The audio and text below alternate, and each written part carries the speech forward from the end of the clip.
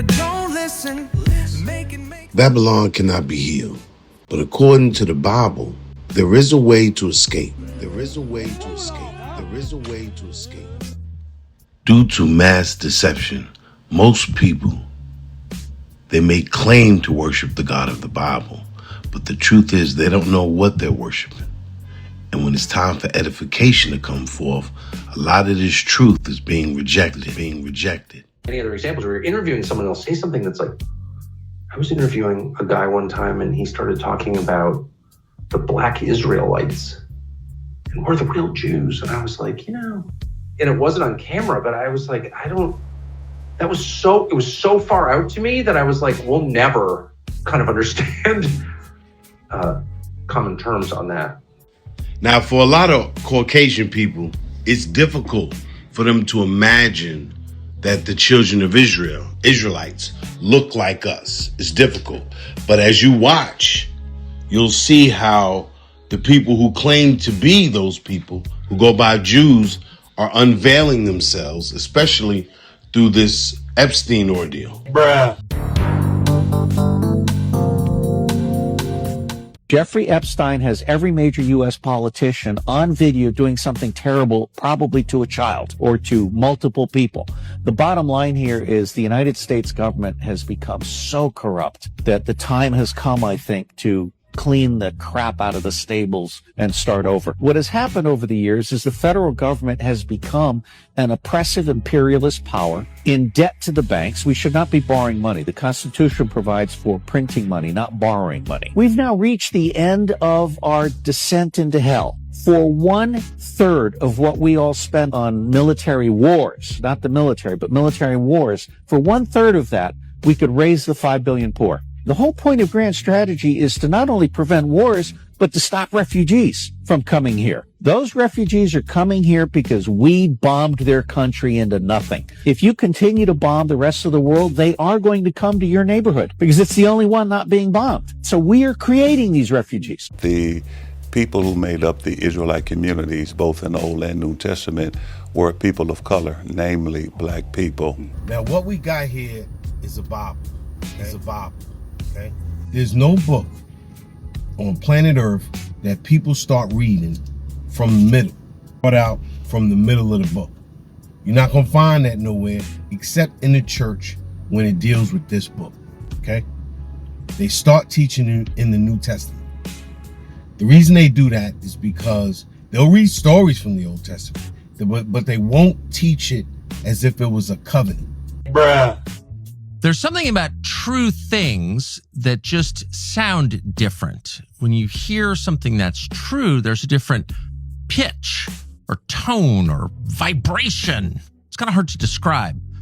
But when someone says something true, even if you don't exactly understand what it means, it sticks with you. The truth rings differently from lies. And recently, for a lot of different reasons, mostly because of the pressure being exerted on our society, you're hearing a lot of lies, but you're also hearing a lot of true things.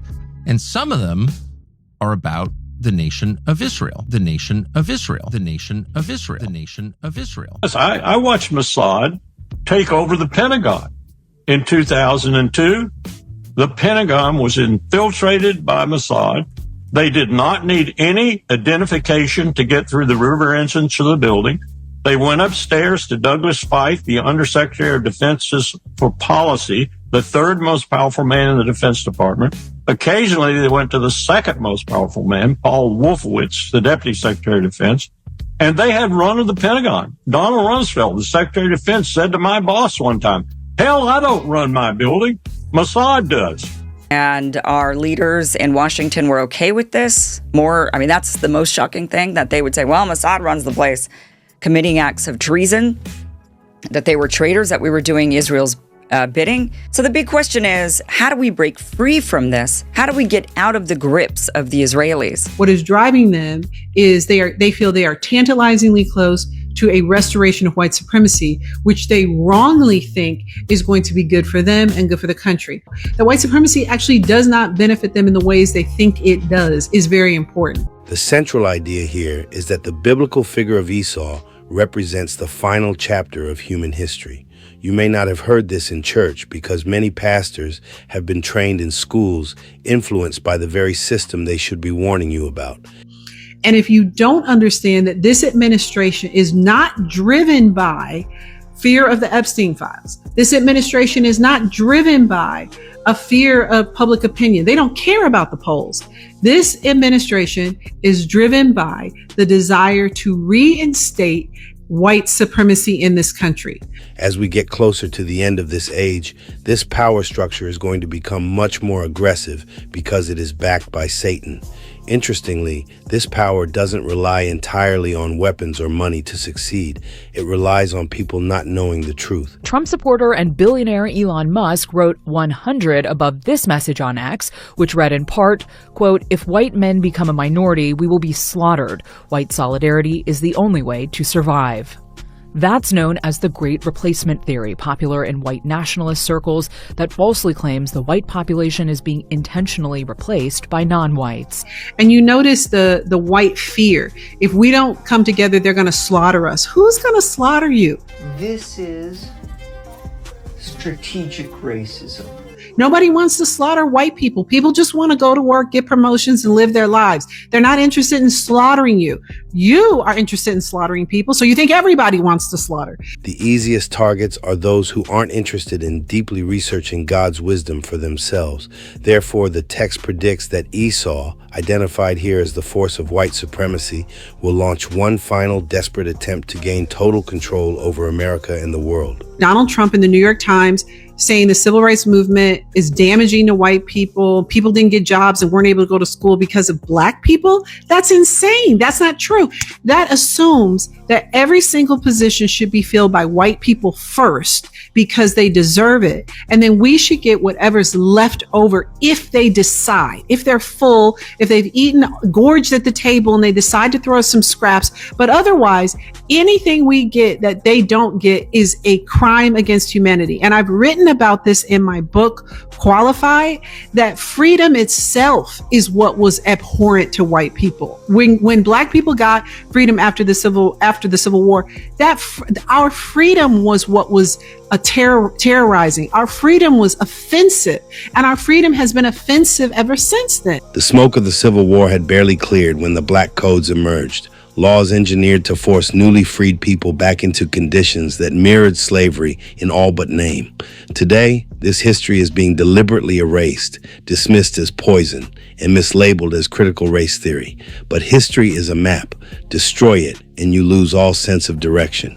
A nation cannot move forward while denying where its darkness began.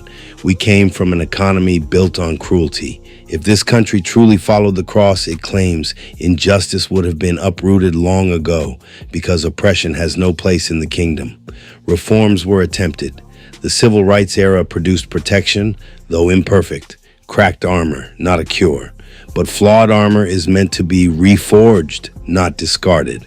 Instead, we now see mass deportations and laws that echo old supremacist systems.